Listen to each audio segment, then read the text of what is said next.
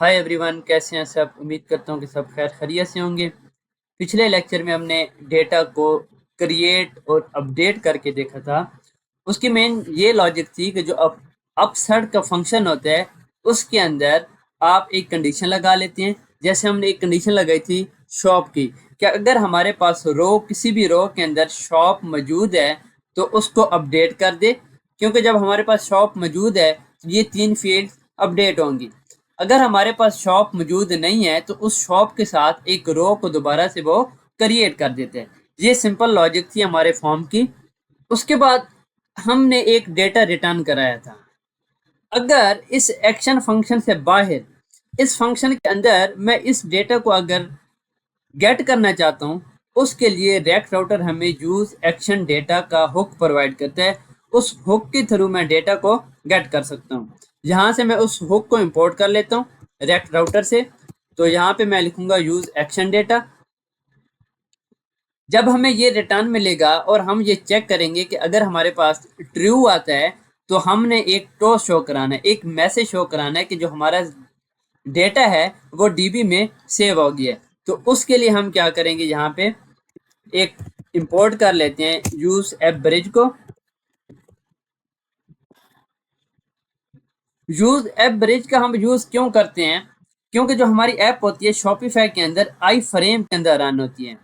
तो आई फ्रेम से बाहर अगर आपने कोई भी टॉस शो कराना है तो उसके लिए आपने यूज ऐप ब्रिज का यूज करना होता है। इसके साथ हम एक और चीज इंपोर्ट कर लेते हैं यूज इफेक्ट।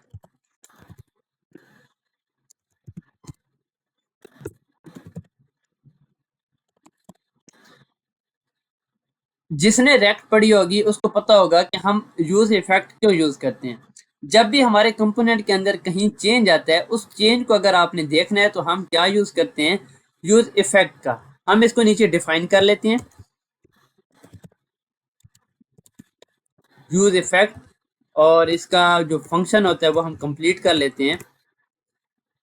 इस फंक्शन के ऊपर हमारे पास जो हुक्स थी, पहली हुक क्या थी, यूज एक्शन डेटा, उसको भी हम डिफाइन कर देते हैं।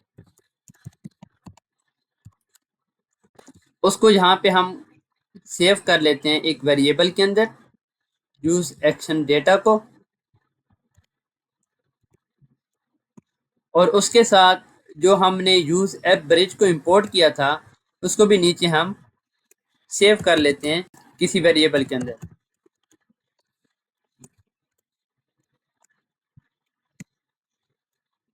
अब हमने यूज इफेक्ट को रन कब करना है। वैसे अगर आप इस यूज इफेक्ट के अंदर कोई भी कोड रखेंगे, जैसे हमारी ऐप लोड होती है तो लोड होती है ये यूज इफेक्ट रन हो जाता है।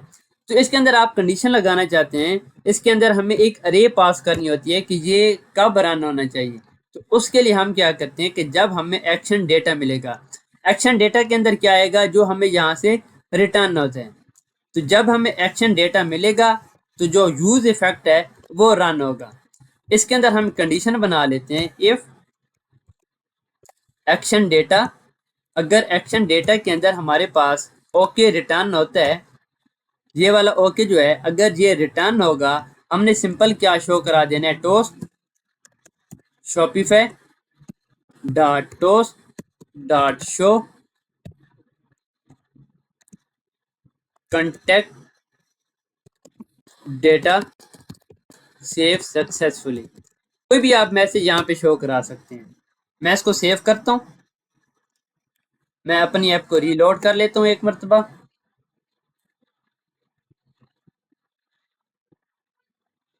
अभी के लिए हमारा फॉर्म एम्प्टी है। इसके लिए हम एक लोडर फंक्शन यूज करेंगे।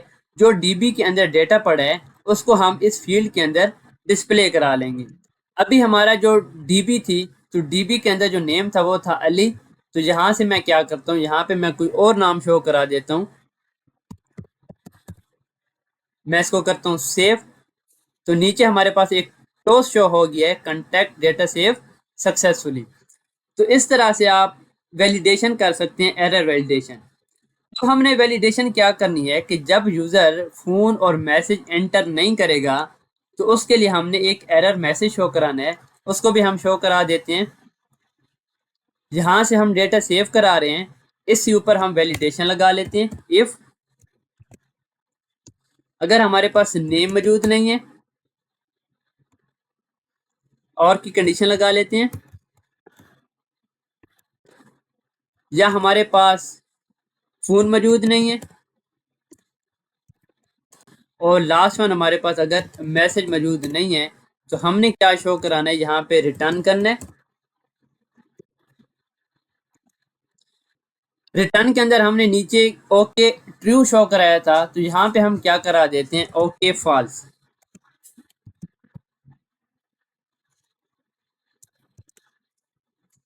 इसका हमने ऑब्जेक्ट रिटर्न करना है, मैं इसको सेव कर देता हूँ।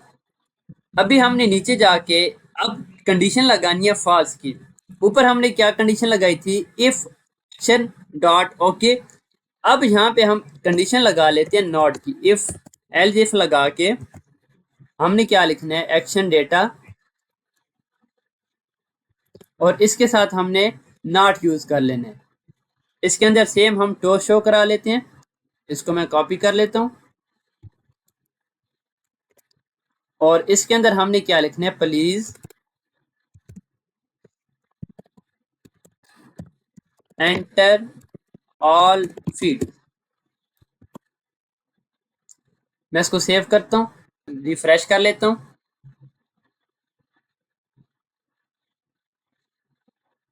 तो वो क्या करता है, पहले ही हमें एक टॉस शो करा देता है। तो इसके लिए अगर हमने कंडीशन एक और लगा लेते हैं, यहाँ पे अगर हमारे पास एक्शन डेटा मौजूद है, तो इसके साथ एक और कंडीशन हम लगा लेते हैं, यहाँ पे एक्शन डेटा। जब हमें एक्शन डेटा मिलेगा तब हम इसको डिस्प्ले करेंगे। अभी इसको मैं रिफ्रेश कर लेता हूँ।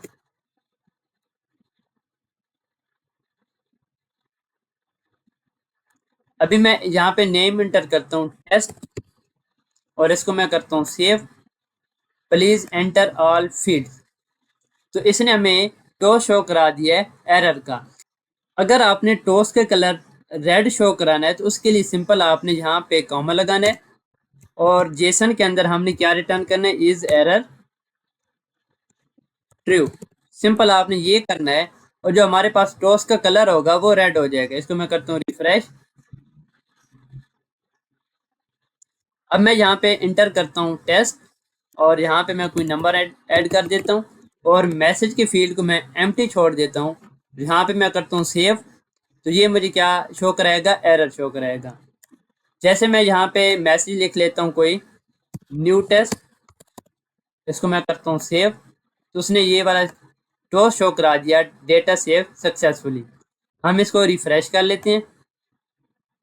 ये देखिए अभी न्यू टेस्ट जो नंबर डाला था और उसके अंदर जो हमने नेम एंटर किया था वो हमारे पास सेव हो गया। आज के लेक्चर में हमने ये देखा कि हम वैलिडेशन कैसे करते हैं।